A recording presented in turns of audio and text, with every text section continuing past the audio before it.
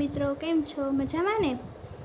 આજે આપણે data writing નામનો નવો ટૉપિક છે એ ભણવાનો છે. તો સૌથી પહેલાં તો તમને એ સમજાવી દઉં કે ડેટા રાઇટિંગ એટલે શું.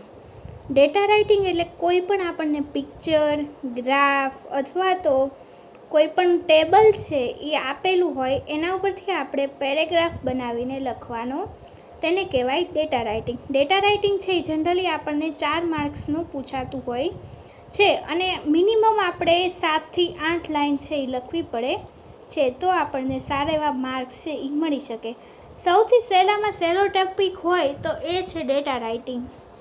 હવે ડેટા રાઇટિંગમાં જો તમને કાંઈ પણ ખબર ન પડે તો જે તમને ટેબલ છે કે ડ્રોઈંગ છે એ આપ્યું હોય એના સૌથી સહેલા સાદા વર્તમાનકાળના ધીસ ઇઝ કે ધેટ ઇઝ થી વાક્ય બનાવી નાખવાના. પણ જો તમારે તમારું ડેટા રાઇટિંગ બીજા કરતાં એટ્રેક્ટિવ બનાવવું હોય તો એના માટે તમારે શું કરવાનું, ખાસ ધ્યાન રાખજો મારી વાત વિદ્યાર્થીઓ. તો આવા સમયે આપણે આપણું જે ડેટા રાઇટિંગ છે એને ડિગ્રીની મદદથી આપણા વાક્ય બનાવશું. 2 વસ્તુ હોય તો તેની કમ્પેરિઝન કરશું, બરાબર ને? આપણે ડિગ્રી ભણી ગયા, કઈ 3 ડિગ્રી આવે છે? કમ્પેરેટિવ, કોમ્પ્રિહેન્સિવ અને સુપરલેટિવ ડિગ્રી. તો આવી ડિગ્રીની મદદથી છે અને સારા એવા શબ્દનો ઉપયોગ કરી પેરેગ્રાફ બનાવીએ અને જો એમાં કોઈ ભાષાકીય ભૂલ ના હોય તો આરામથી આમાં આપણે 4 માંથી 3 કે 4 માર્ક્સ છે એ સ્કોર કરી શકીએ છીએ. હવે હું તમને આમાં ડેટા રાઇટિંગ છે એ બંને રીતે શીખવાડીશ. એક તો કે સાવ સહેલું અને ધીસ ઇઝ ને ધેટ ઇઝથી વાક્ય રચના બનાવતા, અને એક ડિગ્રીનો ઉપયોગ કરી અને સારું એવું વાક્ય બનાવવા માટે.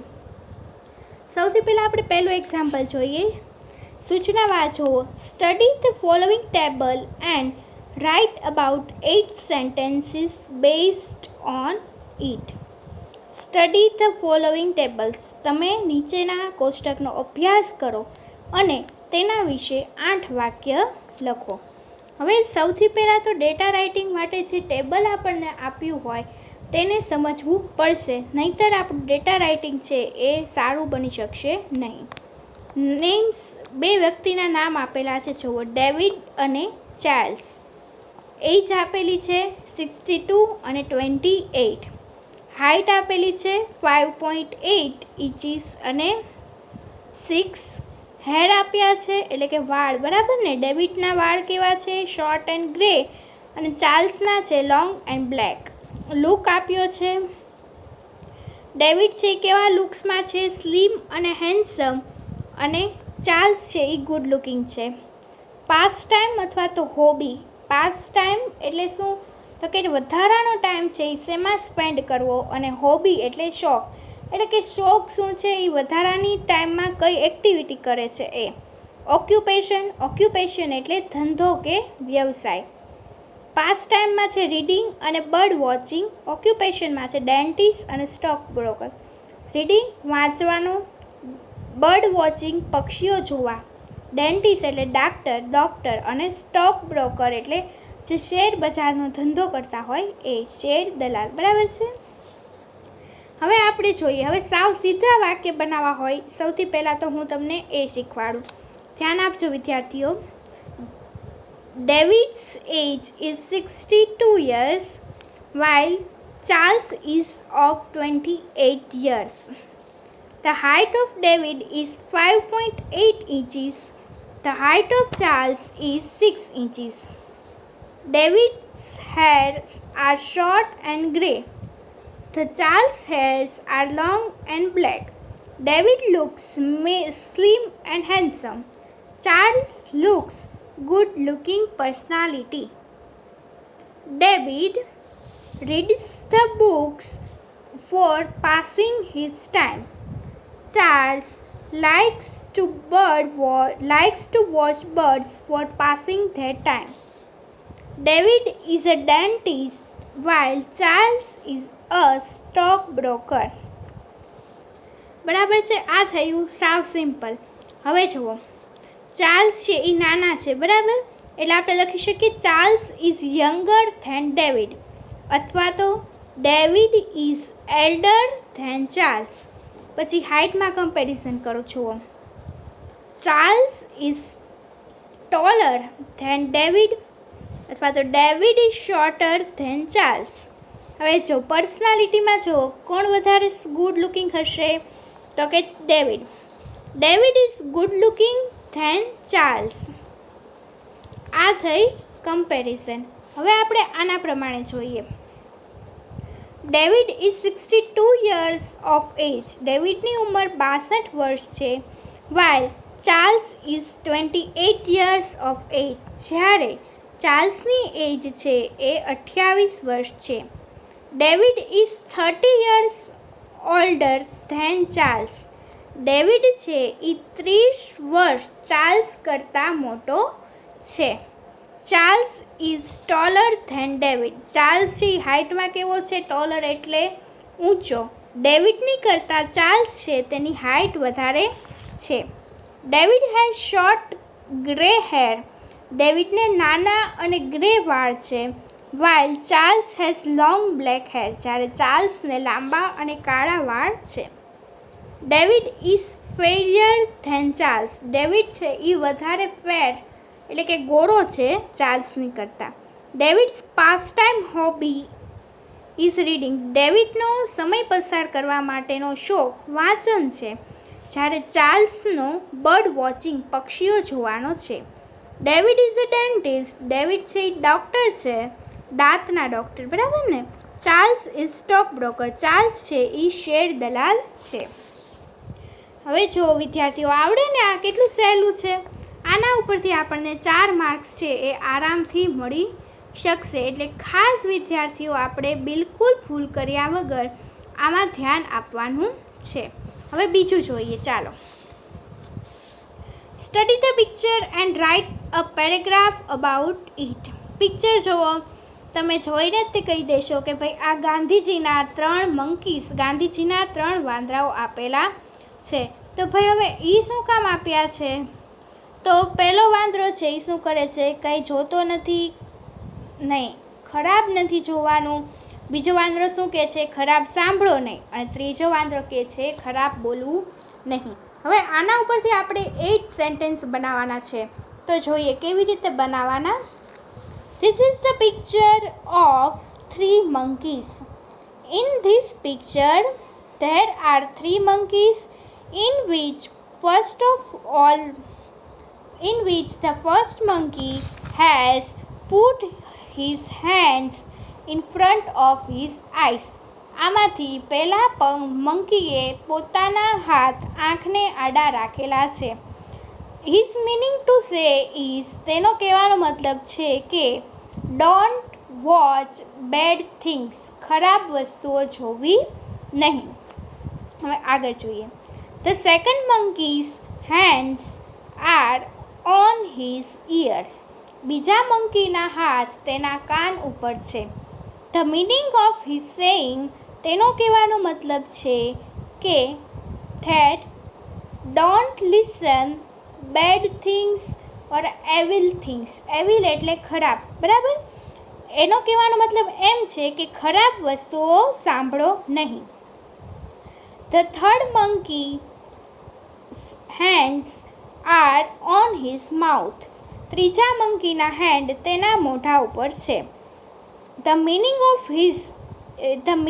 of that is, તેનો મતલબ છે કે don't speak wrong or evil things. ખરાબ વસ્તુઓને બોલવી નહીં. These 3 monkeys are gives us.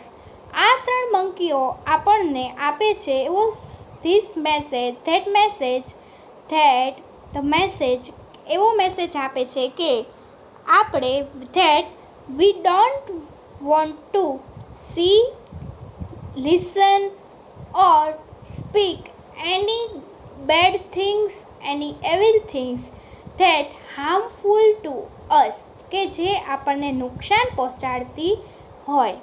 This message is given by Gandhiji, our national father. આ મેસેજ આપણને કોણે આપ્યો છે? ગાંધીજીએ, જે આપણા રાષ્ટ્રપિતા છે. આવી રીતે લખી શકાય. હવે આપણે બીજી રીતે જોઈએ જે આપણને બુકમાં આપ્યું છે. There are 3 monkeys in this picture. અહીંયા આગળ આ પિક્ચરમાં 3 વાંદરાઓ છે. Gandhiji લાઇક્ડ this 3 monkeys. ગાંધીજીને આ 3 વાંદરાઓ પસંદ હતા. કારણ કે they convey great message for our lives. તેઓએ આપણને ખૂબ જ સારો સંદેશો આપ્યો છે. The first monkey has put his hand on his eyes. પહેલા વાંદરાએ તેના હાથ તેની આંખો પર મૂક્યા છે. He does not want to see. તેને જોવું પસંદ નથી. શું? Any evil things. Evil એટલે ખાસ યાદ રાખજો ખરાબ. તેને કોઈ પણ ખરાબ વસ્તુઓ જોવી નથી.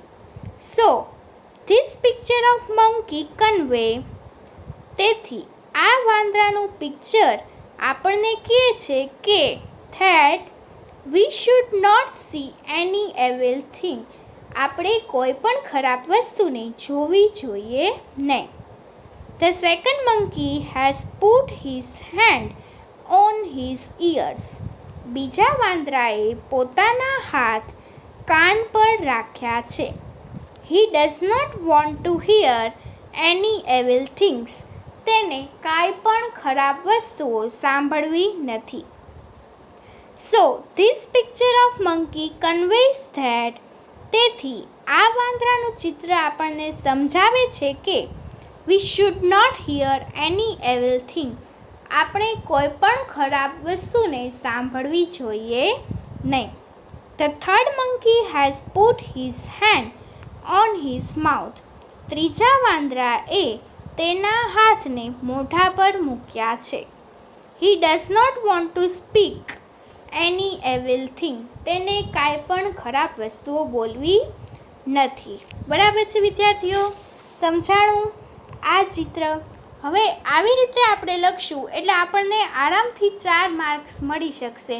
ધ્યાન શું રાખવાનું છે? કોઈ પણ ભાષાકીય કે વ્યાકરણની ગ્રામેટિકલ મિસ્ટેક થાય નહીં.